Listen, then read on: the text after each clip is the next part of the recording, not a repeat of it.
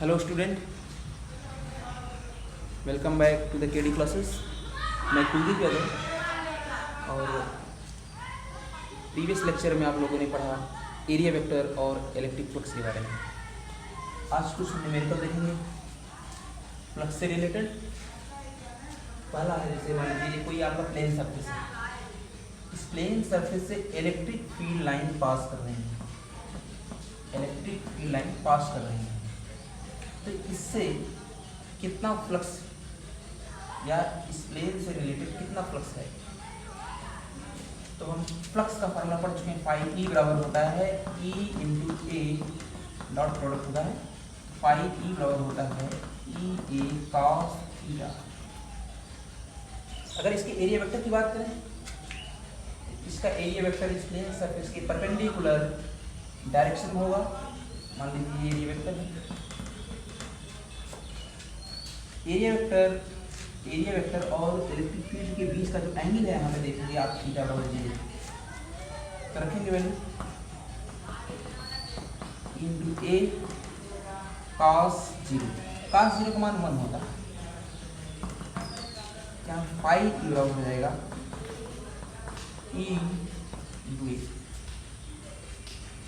Area अगर बात करें तो एरिया हो जाएगा ए स्क्वायर है, तो ए इंटू ए साइड इंटू साइड बराबर ए स्क्वायर।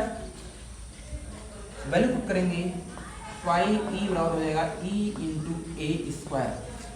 अगर बात करें डायरेक्शन की, क्या लगता है आई कैप? तो आई कैप नहीं होगा, क्योंकि यहाँ पे न तो एक्स डायरेक्शन की बात करेंगे, न तो वाई की डायरेक्शन की बात करेंगे, क्योंकि जो आपका इलेक्ट्रिक फ्लक्स है वह स्केलर क्वांटिटी होती है। यहाँ पे किसी में डायरेक्शन की बात नहीं करनी है। इसका newton metre square upon coulomb, ये तो रहा electric flux related to this figure. दूसरा है, मान लीजिए कोई प्लेन सरफेसेस है, यहाँ से इलेक्ट्रिक फील्ड लाइन पास कर रही है। इसका एरिया वेक्टर, इस प्लेन सरफेस का एरिया वेक्टर परपेंडिकुलर डायरेक्शन में, मान लीजिए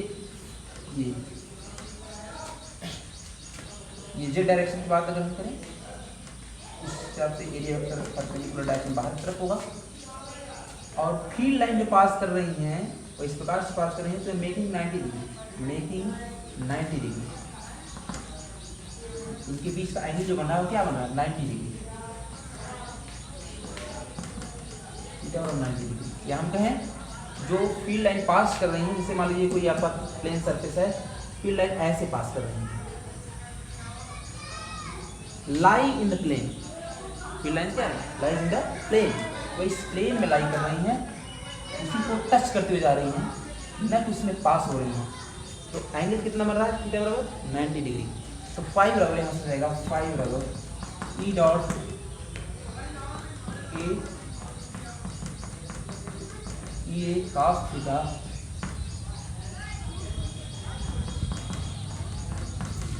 एरिया की बात करें, मान लीजिए इसका एरिया ए मान लेते हैं, इंटू ए cos 90।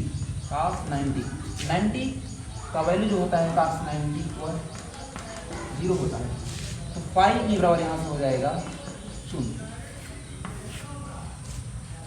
यानी कि जब एरिया वेक्टर और फील्ड वेक्टर के बीच का एंगल 0 है, तब फ्लक्स का वैल्यू आपका मैक्सिमम या आ रहा है, कुछ वैल्यू आ रहा है इसका।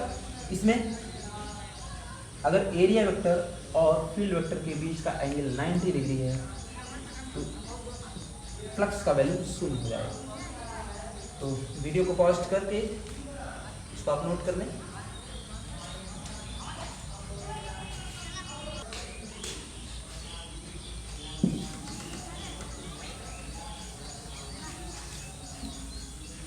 ये तो रहा इलेक्ट्रिक फ्लक्स।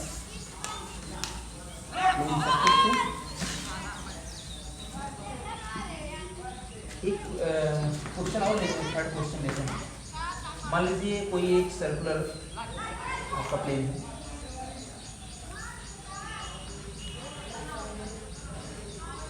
सर्कुलर प्लेन है और इसका जो रेडियस है वह r है। ये तो रहा इसका एरिया वेक्टर की तरह। अगर मान लीजिए कोई फील्ड लाइन ऐसे पास कर रही है,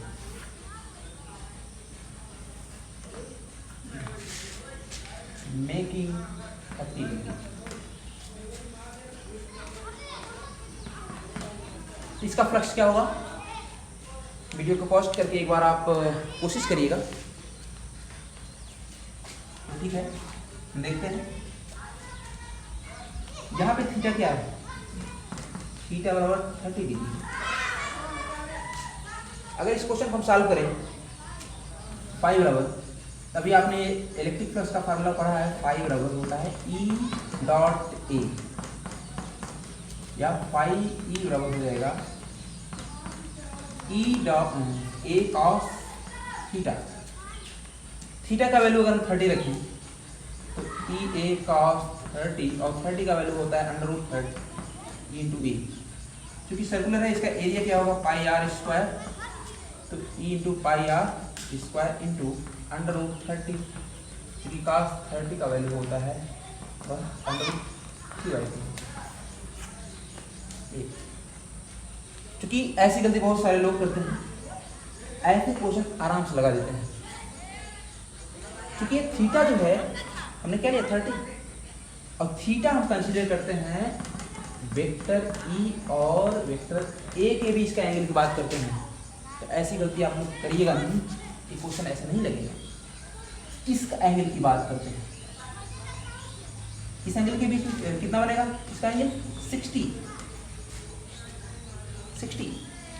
यानी कि फॉर्मूला तो आपका यही रहेगा, लगेगा क्वेश्चन आपको फाई ई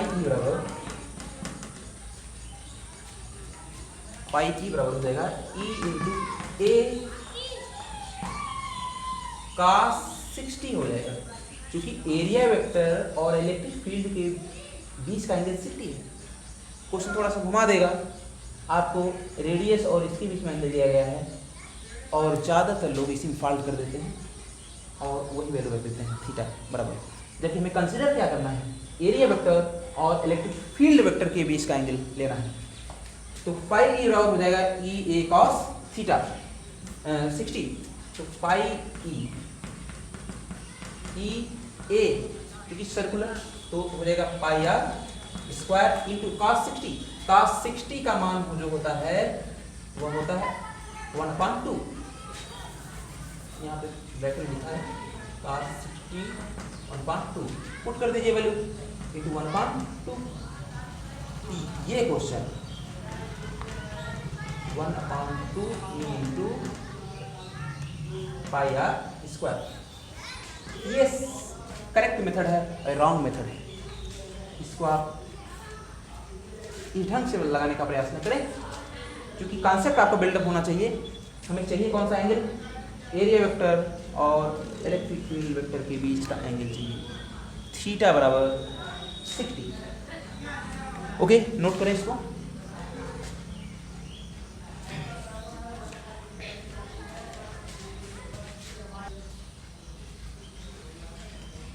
एक और प्रॉब्लम लेते हैं।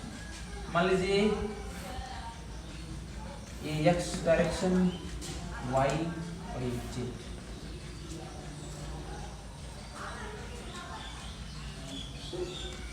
क्यों लेते हैं,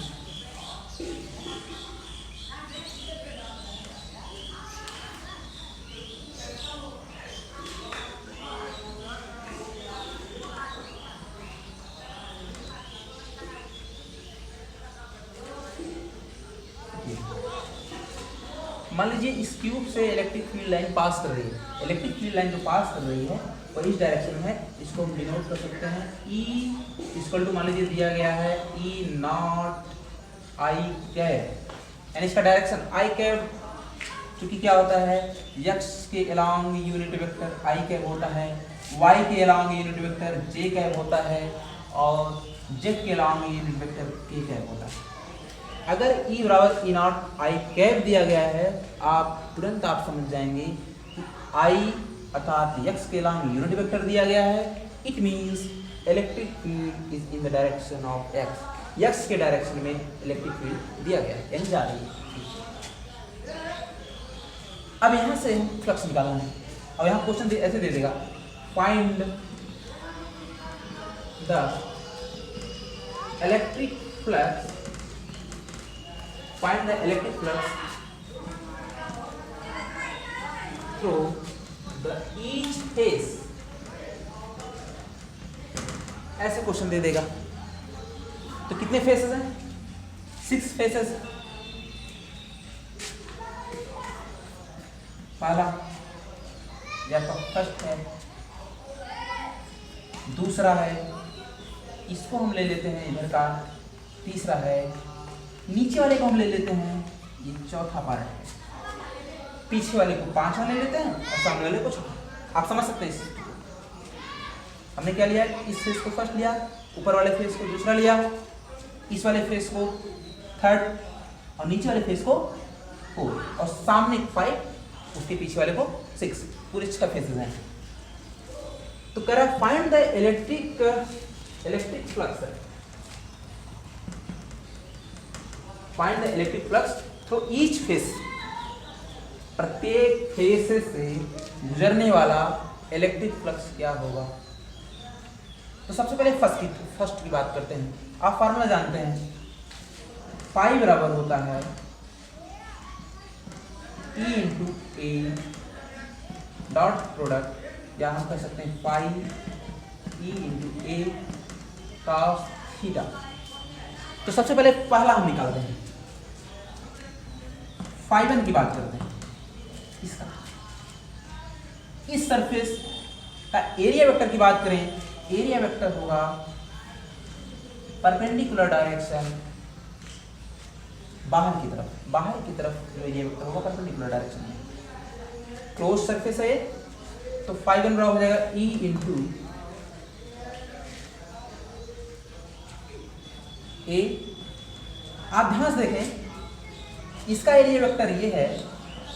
अभी इलेक्ट्रिक फील्ड का डायरेक्शन इधर है, इलेक्ट्रिक फील्ड का डायरेक्शन इधर, एरिया वेक्टर का डायरेक्शन इधर, तो थीटा बराबर क्या हुआ है यहाँ पे 180, यानी हम रखेंगे इनके बीच का एंगल जो दिया गया है cos 180। इसका जो वैल्यू होगा वो होगा -1। φ1 बराबर हो जाएगा यहाँ से माइनस E इंटू ए, इसका वैल्यू दिया गया है E0 इंटू ए, इसी है। तो आई के हमें नहीं दिखाना है क्योंकि वैसे भी इलेक्ट्रिक फ्लक्स है, स्केलर क्वांटिटी है, ये हो न्यूटन मीटर अपॉन कूलम। φ1 हुआ। φ2 की बात करें, इस सरफेस की, इसका एरिया वेक्टर होगा वह आउटवर्ड डायरेक्शन में, यानी ऊपर की तरफ, बाहर की तरफ से कर सकते हैं एरिया वेक्टर।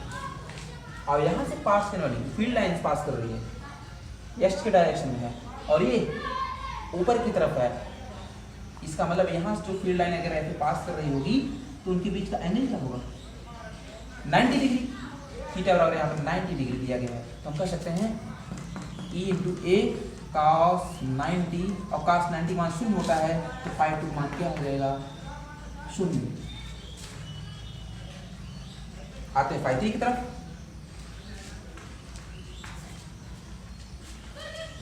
अगर हम बात करें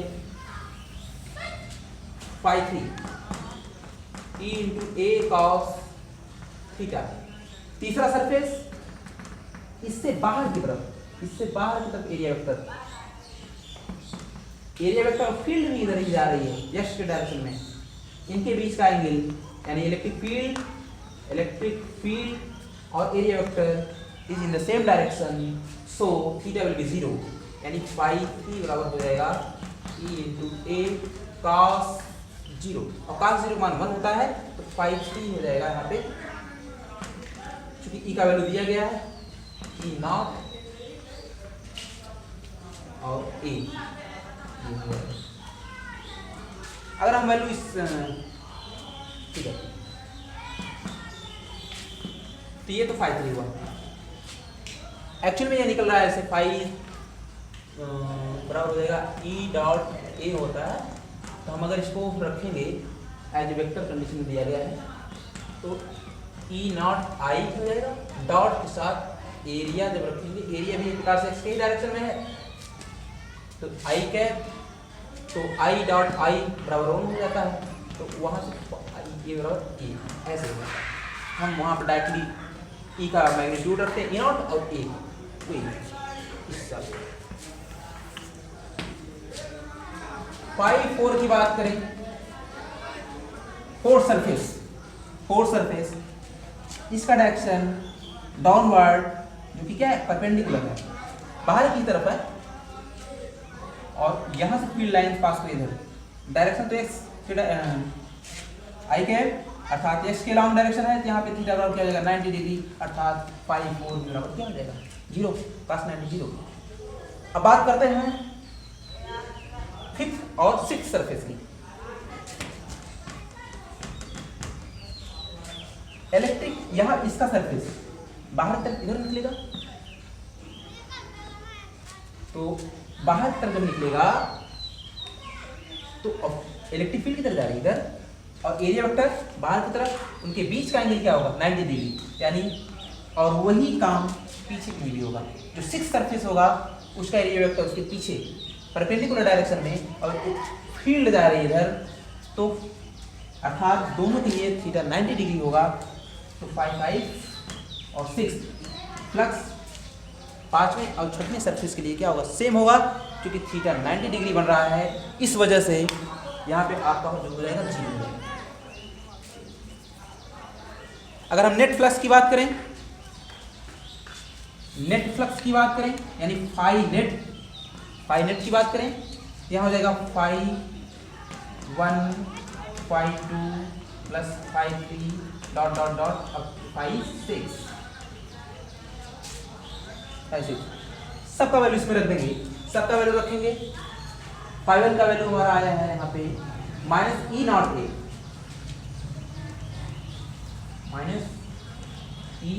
ए, फाई 2 का वैल्यू 0 है, फाई 3 का वैल्यू ई नॉट ए है। शायद दिखने में प्रॉब्लम हो रहा होगा, मैं थोड़ा सा ऊपर लिख दूंगा इसको,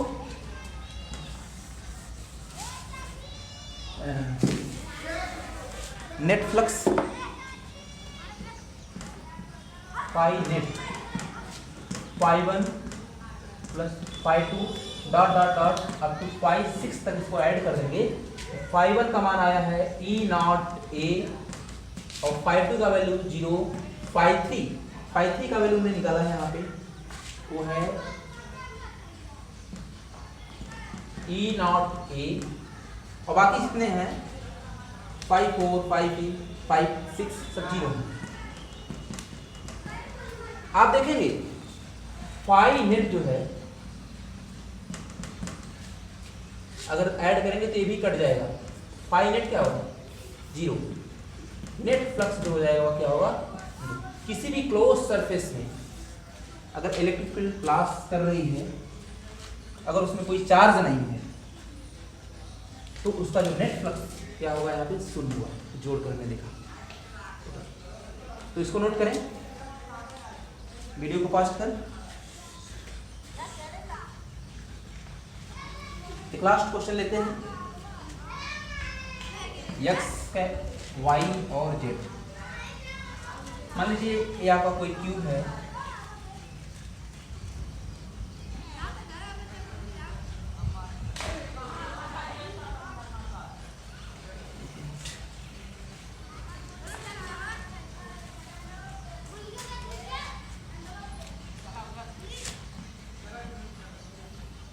कोई क्यूब में लिया,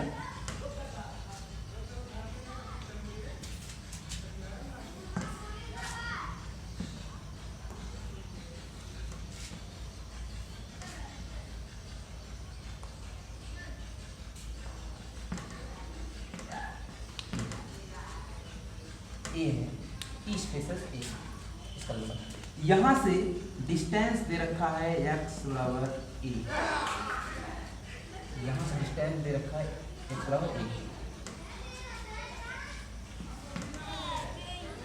और इलेक्ट्रिक फील्ड का डायरेक्शन दिया है E बराबर E not x I cap,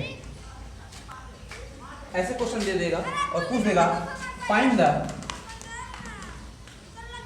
the electric flux तो ईच फेस प्रत्येक फेस से गुजरने वाला फ्लक्स आपको पूछेगा। एक और भी क्वेश्चन में बन सकता है net flux, net flux, total विद्युत फ्लक्स कितना होगा उससे भी पूछ सकता है। चलते हैं, तो कितने सरफेस है यहाँ पे? 6 सरफेस। फर्स्ट सरफेस की बात करते हैं। फाई बराबर जानते हैं, फाई नेट बराबर हो जाएगा यहाँ पे, सबसे पहले फाई 1 की बात करते हैं। E इंटू ए कॉस, आप देखेंगे एंगल, इसका एरिया वेक्टर, इलेक्ट्रिक फील्ड का डायरेक्शन क्योंकि आई कैप दिया है यानी एक्स के लॉन्ग है, तो ये हो जाएगा वेक्टर ई और वेक्टर ए, यहां से इलेक्ट्रिक फील्ड पास करेंगे इधर और एरिया वेक्टर इधर, तो दोनों के बीच का एंगल क्या है? 180। इट मींस फाई 1 बराबर हो जाएगा E इंटू ए कॉस 180 का जो आंसर होगा ये आपको हो जाएगा माइनस E इंटू ए। तो अब वैल्यू हम रखेंगे, चूंकि E ये जो दिया गया है E नॉट करके दिया है और E नॉट इसका वैल्यू दिया गया है यहाँ पे आपका minus E not into X into A हो जाएगा। अब हम वैल्यू पुट करेंगे E नॉट एक्स का वैल्यू दिया है A, E not A, area किसी एक फेस की बात करें एरिया तो हो जाएगा एरिया ए स्क्वायर यानी इंटू हो जाएगा 5 E not into A Q, ये तो 5 है। यहाँ की बात करें, अगर दूसरे सरफेस की बात करें, इसका एरिया वेक्टर ऊपर के डायरेक्शन में होगा और इलेक्ट्रिक फील्ड एक्स के डायरेक्शन में, अर्थात थीटा और क्या हो जाएगा 90 डिग्री। तो हम फाई 2 की बात कर सकते हैं 90 डिग्री यानी 0। थर्ड सरफेस की बात करें, थर्ड सरफेस से पास करने वाला इलेक्ट्रिक फ्लक्स क्या होगा?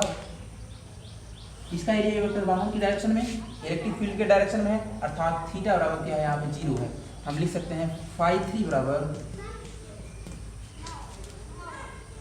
E इंटू ए कॉस 0, क्योंकि इसका मैग्नीट्यूड दिया रखा है यहाँ पे E नॉट एक्स का value A into area a square, phi 3 हो जाएगा आपका E नॉट ए क्यूब। बात करें फाई 4 की, ये 4 सरफेस है, इसका एरिया वेक्टर नीचे की डायरेक्शन में होगा, इलेक्ट्रिक फील्ड एक्स के डायरेक्शन में है, यहाँ पर भी 90 डिग्री बन जाएगा, यहाँ पर भी 90 डिग्री बनेगा, अर्थात फाई 4 क्या जाएगा 0 हो जाएगा। सिमिलरली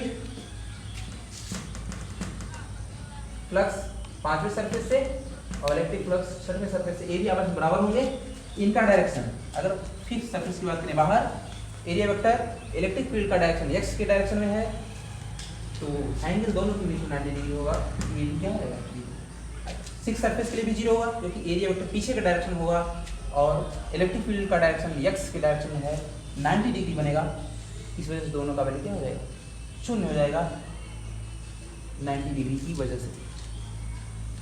अगर नेट फ्लक्स की बात करें, एक मिनट आप देखें, अगर फाई 3 की बात करें यहाँ पे एक्स, ये डायरेक्शन तो पहले सरफेस के लिए डायरेक्शन एक्स बराबर ए है, लेकिन यहाँ पे जो सरफेस जब आएगा यहाँ से, क्योंकि एक्स पर डिपेंड कर रहा है, तो यहाँ से ये डिस्टेंस इसकी a इंटू ए 2a हो जाएगा, यहाँ पे वैल्यू क्या हो जाएगा 2a, e इंटू 2e। अब हम इसको लिख सकते हैं फाई 3 बराबर 2 epsilon not a cube. Net flux की बात करें हम,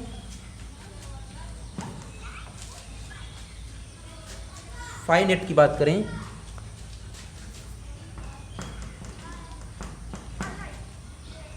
बाकी तो सभी जीरो हैं, तो बचा फाई 1 और प्लस फाई 2 ही बचा,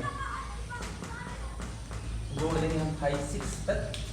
तो फाई 1 बराबर दिया गया है माइनस ई नॉट ए क्यूब और फाई 2 दिया है 2 ई नॉट ए क्यूब।